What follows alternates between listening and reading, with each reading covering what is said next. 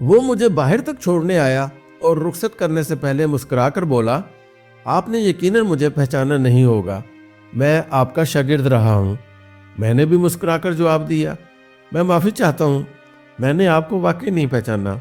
وہ ہنس کر بولا، یہ میرے بچپن کی بات ہے، میں نالائق اسٹوڈنٹ تھا، ہمیں اسکول سے چھٹیاں تھیں، آپ نے شہر میں فری کوچنگ سینٹر کھولا تھا، آپ سارا دن نالائق اسٹوڈنٹس کو پڑھاتے رہتے تھے، میں بھی ان اسٹوڈنٹس میں شامل تھا۔ میں نے ذہن پر زور دیا اور مجھے اچانک یاد آ گیا، میں کالج کے دور میں لالا موسیٰ میں اپنے چند دوستوں کے ساتھ کوچنگ سینٹر چلاتا تھا، ہمیں ایک پرائیویٹ اسکول نے چھٹیوں میں ایک کلاس روم دے دیا تھا، ہم شہر میں بینر لگا دیتے تھے، طالب علم آتے تھے اور ہم انہیں سارا دن پڑھاتے رہتے تھے۔ میں اچھا استاد نہیں تھا، لہٰذا میں سارا دن بچوں کو کہانیاں سناتا رہتا تھا، بچے ہمیشہ کہانیوں میں دلچسپی لیتے ہیں، وہ سارا دن میرے گرد بیٹھے رہتے تھے۔ یہ سلسلہ چند سال چلا، لیکن پھر میں یونیورسٹی شفٹ ہو گیا اور یوں یہ پروجیکٹ ختم ہو گیا۔ میں نے اس دور کو یاد کیا، ہنسا اور اسے پوچھا، آپ کس سیشن میں تھے؟ اس نے کہا لگا کر جواب دیا، سر میں صرف 3 دن کے لیے آپ کی کلاس میں آیا تھا، لیکن ان 3 دنوں نے میری زندگی بدل دی۔ میں حیرت سے اس کی طرف دیکھنے لگا۔ انسان کی فطرت ہے، جب کوئی شخص اس کی تعریف کرتا ہے تو وہ تن من سے خوش ہو جاتا ہے۔ مجھے بھی اپنی اہمیت کا احساس ہوا اور میرا سینہ فخر سے پھول گیا۔ وہ تھوڑی دیر رک کر بولا، آپ نے ہمیں شیکسپیئر کے بارے میں بتایا تھا اور آخر میں کہا تھا، انگریزی زبان کے سب سے بڑے ادیب، شاعر اور ڈرامہ نگار کے پاس صرف 250 لفظ تھے، اور یہ ان 250 لفظوں کے ساتھ انگریزی دنیا کا سب سے بڑا شاعر اور ادیب بن گیا۔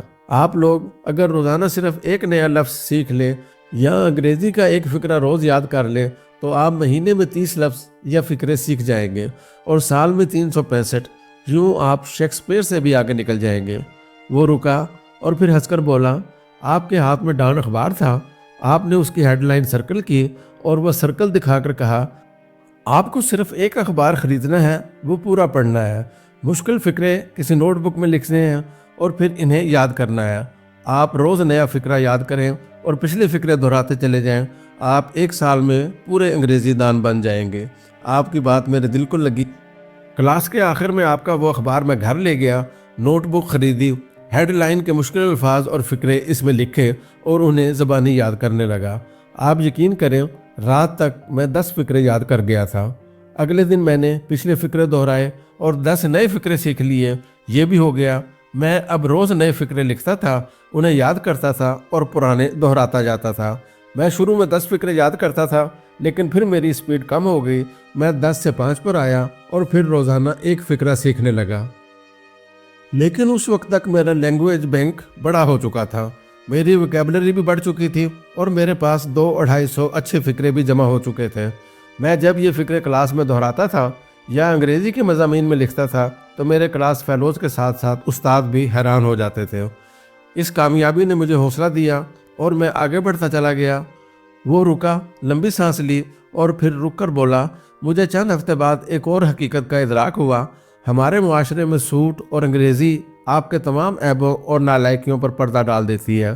آپ کو بس انگریزی کے 10-15 اچھے فقرے آنے چاہیے اور آپ کے کپڑے اچھے، مہنگے اور صاف ستھرے ہونے چاہیے، اور لوگ آپ کو عقل مند، ذہین اور کامیاب بھی سمجھنے لگتے ہیں، اور جینیس بھی۔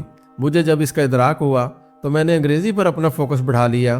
میں روز نوٹ بک میں نئے فقرے لکھتا تھا اور پرانے دہراتا تھا۔ میں یہ نوٹ بک ہر وقت اپنے پاس رکھتا تھا۔ نوٹ بک ایک ایسا طوطا بن چکی تھی جس میں میری جان تھی۔ میں آگے بڑھتا رہا، لیکن پھر 2 نئے چیلنجز آ گئے۔ میں انگریزی لکھنے اور بولنے میں اچھا نہیں تھا۔ میں نے اس کے 2 حل نکالے۔ میں یاد کیے ہوئے فقروں کو لکھ کر پریکٹس کرنے لگا۔ میں روز 1 گھنٹہ انگریزی لکھتا تھا، اس سے میری ہینڈ رائٹنگ بھی اچھی ہو گئی اور میرے ہاتھ میں روانی بھی آ گئی۔ جبکہ بولنے کے لیے میں نے BBC سننا شروع کر دیا۔ اس زمانے میں گھروں میں ریڈیو سنا جاتا تھا، میں روز ریڈیو پر BBC کی خبریں سنتا تھا اور انگریزی کے لفظ اور فقرے سن کر یاد کرتا رہتا تھا۔ میں نے بعد ازاں اپنے ایک کزن سے چھوٹا سا ٹیپ ریکارڈر لے لیا۔ میں خبر نامہ ریکارڈ کر لیتا تھا اور اسے بار بار سنتا تھا۔ مجھے پھر کسی نے بتایا، انگلینڈ سے لینگویج کورس ملتے ہیں، یہ کیسٹ کی شکل میں ہوتے ہیں اور آپ سن کر انگریزی سیکھ لیتے ہیں۔ میرے پاس اتنے وسائل نہیں تھے کہ میں انگلینڈ سے کورس منگوا سکتا، لیکن پھر اللہ نے کرم کیا میرے ایک کلاس فیلو کے بڑے بھائی لاہور میں پڑھتے تھے، انہوں نے بتایا کہ لاہور میں برٹش کونسل ہے اور یہ سارے کورس اس میں موجود ہیں۔ وہ کونسل کے ممبر تھے، وہ مجھے وہاں سے کورس لا دیتے تھے اور میں سن سن کر سیکھتا جاتا تھا۔ وہ بہت اچھے انسان تھے، انہوں نے بعد ازاں مجھے انگلینڈ سے کورسز منگوا دیے۔ میں نے وہ کورس اتنے سنے کہ کیسٹس گھس گئیں اور میں انگریزوں کے لہجے میں انگریزی بولنے لگا۔ میرے دوست احباب اور رشتہ دار مجھے انگریزوں کے لہجے میں انگریزی بولتے دیکھتے تھے تو وہ پاگل سمجھنے لگتے تھے، وہ میرا مذاق اڑاتے تھے۔ میں یہ دیکھ کر ڈپریشن میں چلا گیا اور خودکشی کا فیصلہ کر لیا۔ لیکن پھر ایک اور ٹرن آ گیا، میں اگلی چھٹیوں میں دوبارہ آپ کی فری کوچنگ کلاس میں چلا گیا۔ میں آپ سے وہاں ملا تو میں نے آپ کو اپنے سے زیادہ پاگل محسوس کیا۔ آپ کے بال، داڑھی اور ناخن بڑے ہوئے تھے، دانت بھی گندے تھے اور کپڑے بھی۔ میں آپ کو دیکھ کر ڈر گیا، آپ حلیے سے وحشی نظر آتے تھے۔ وہ رکا اور ہنس کر بولا۔ میں نے آپ سے وجہ پوچھی تو آپ نے بتایا، میں آج کل پیپرز کی تیاری کر رہا ہوں، میرے پاس بال کٹوانے اور کپڑے بدلنے کا وقت نہیں۔ میں نے آپ سے پوچھا، کیا آپ لوگوں کی باتوں سے متاثر نہیں ہوتے؟ آپ نے ہنس کر جواب دیا، میرے بھائی، انسان جب تک پاگل سمجھا نہ جائے یہ اس وقت تک ترقی نہیں کرتا۔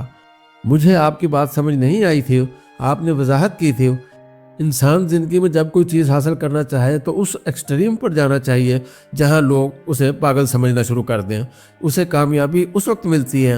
آپ کا کہنا تھا کہ میں کل کپڑے بدل لوں گا، شیو بھی کر لوں گا، بال اور ناخن بھی کٹوا لوں گا، لیکن اگر میں نے امتحان کا موقع ضائع کر دیا تو یہ موقع شاید مجھے دوبارہ نہ ملے، لہٰذا میں اس پر فوکس کر رہا ہوں۔ لوگ مجھے آج پاگل سمجھ رہے ہیں، لیکن کل جب میں کامیاب ہو جاؤں گا تو میرا یہی پاگل پن لوگوں کے لیے مثال بن جائے گا۔ لوگ اپنے بچوں کو میری کہانی سنایا کریں گے۔ چنانچہ ہمیں دوسروں کی رائے پر توجہ دینے کے بجائے کام پر فوکس کرنا چاہیے۔ مجھے دوسرا نسخہ بھی مل گیا، چنانچہ میں واپس آیا اور دوبارہ کام میں جت گیا۔ میں نے اب لکھنے اور بولنے دونوں کی پریکٹس شروع کر دی۔ وہ رکا، لمبا سانس لیا اور اس بار اس کی آنکھوں میں آنسو تھے۔ اس نے کہا، سر، آپ یقین کریں، پورے اسکول اور پھر کالج میں مجھ سے اچھا انگریزی بولنے، لکھنے اور پڑھنے والا کوئی نہیں تھا۔ میں نے اس پریکٹس میں ایک اور چیز لرن کی، انسان اگر کسی ایک چیز میں ماسٹری حاصل کر لے تو باقی تمام فن چل کر اس کے پاس آ جاتے ہیں۔ میری انگریزی نے مجھے دوسرے تمام مضامین میں بھی مدد دی اور پھر میں ٹاپ کرتا چلا گیا، یہاں تک کہ میں نے MBA کیا، اسکالرشپ پر باہر گیا، ملٹی نیشنل کمپنیوں میں کام کیا، پاکستان آیا، اپنا کام سٹارٹ کیا اور آج اللہ تعالیٰ کے کرم سے آپ کے سامنے ہوں۔ مجھے اس کی کہانی نے ششدر کر دیا، میں حیران ہو گیا اور بچپن کی پڑھی ہوئی وہ کہاوت یاد آ گئی جس میں بتانے والے نے بتایا تھا، انسان کو لمبے چوڑے فلسفے اور دانش کی ضرورت نہیں ہوتی، اللہ کا کرم ہو تو ایک فکرہ پوری نسلیں بدل دیتا ہے۔ ہم چند دوستوں نے جوانی میں شغل کے طور پر فری کوچنگ سینٹر بنایا تھا۔ ہم چھٹیوں میں اسکول کے بچوں کو اکٹھا کر کے مہینہ 2 مہینہ فری پڑھاتے تھے۔ ہمارے اس انیشیٹو نے اس جیسے نہ جانے کتنے طالب علموں کی زندگی بدل دی ہوگی۔ میں نے یہ سوچ کر پہلے فخر کیا اور پھر شرمندہ ہو گیا اور اپنے آپ سے سوال کیا، میں نے اتنا بڑا انیشیٹو آگے چل کر بند کیوں کر دیا؟ میں کتنا بیوقوف ہوں۔ میں نے اس کا ہاتھ پکڑا، جھک کر اسے بوسہ دیا اور گیلی آنکھوں سے اس کی طرف دیکھ کر کہا، تم میرے محسن ہو، تم نے ایک بار پھر مجھے ایک ایسی نیکی کے ساتھ جوڑ دیا جسے میں روزگار کی دوڑ میں بھول گیا تھا، تم بہت عظیم ہو۔